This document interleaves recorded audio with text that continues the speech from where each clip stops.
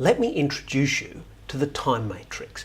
It's a really good way of understanding where all of our tasks fit in the day and how to get the very most out of them. Now, there are 4 really distinct types of tasks that you need to deal with in your day. The one that you probably recognize most urgently is, and that is most salient to you, is the urgent and important. Now, this is sort of the zone of demand, right? This is probably where you spend a lot of your day. But the question is, how many of these tasks that you're doing are important? Now, when I say important, I mean they are aligned to your goals and to what skills you bring to the organization. Because that's where, when you're in your zone of demand, it's really incredibly, incredibly important.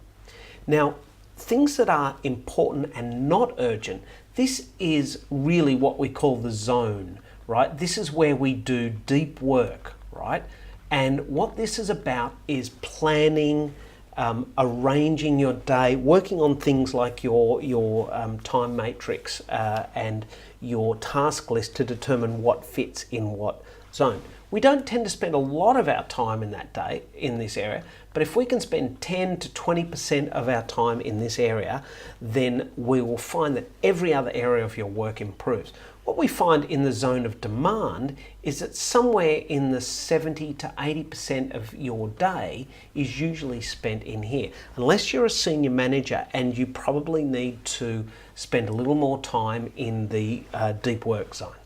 Now, what we find gets in the way all the time is stuff that is urgent but not important, right? This is really the zone where we're just distracted, really.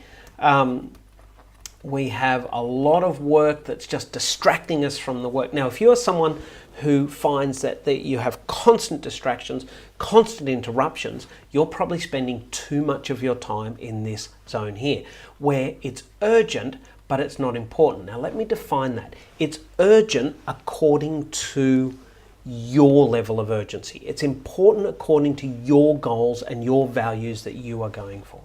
Now, of course, if it's not urgent and not important, then it's just really wasting time. Now, this is things like social media. You know, you go onto Facebook to do a little bit of work, and then suddenly you find yourself following an article that isn't really urgent and isn't really important, and before you know it, 30 minutes is gone.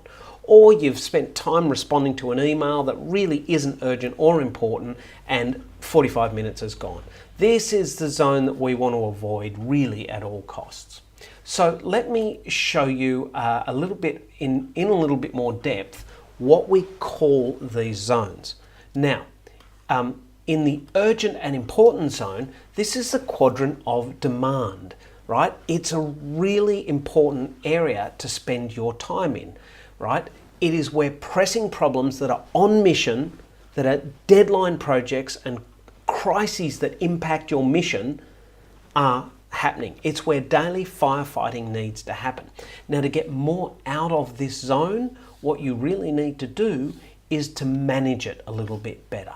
We need to organize what's actually important. Are crises and pressing problems that are on mission and are on target to help you move your organization forward. Now, what we have down here when we've got the urgent and important is the quadrant of illusion, right? It's distracting. They're interruptions, they're social calls or calls that could be dealt with more efficiently, meetings that don't have impact or agenda. Now, the best strategy for that is to avoid those, right? Interruptions and busy work is one of the most powerful distractors of our day. And if you find that you are never getting enough time in your day, then I'd urge you to have a look at, is the work that you're doing essential to your mission and your goals, or is it just busy work? Because there's a huge, huge difference. Now, let me go down to the not urgent or important quadrant. Now, this is the quadrant of escape. It's trivia.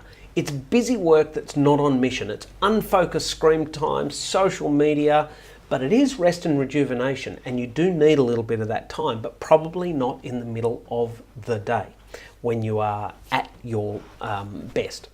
You really need to limit the trivial and the wasteful in this zone. So the zone, the quadrant of the zone, is where you focus on strategy and values. It's planning, it's prevention, it's relationship building, it's developing opportunities, it's learning, it's professional development. This is incredibly important.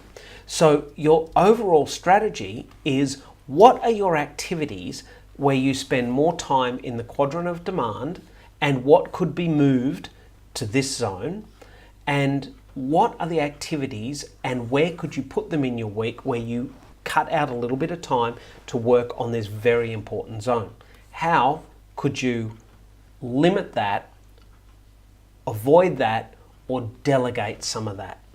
So what we've got is we have a really cool little worksheet that we give you each day so that you can basically put all of your tasks, your daily tasks, into these zones. So what we find we do is we work on, okay, what are all my tasks of the day? Which quadrant does that fit in? That's going to prioritize your day. It's going to have a really, really important impact on your day. Now, one of the things I want to show you about that is that what's important and what's urgent will depend on what activities of yours are of highest value to the organisation.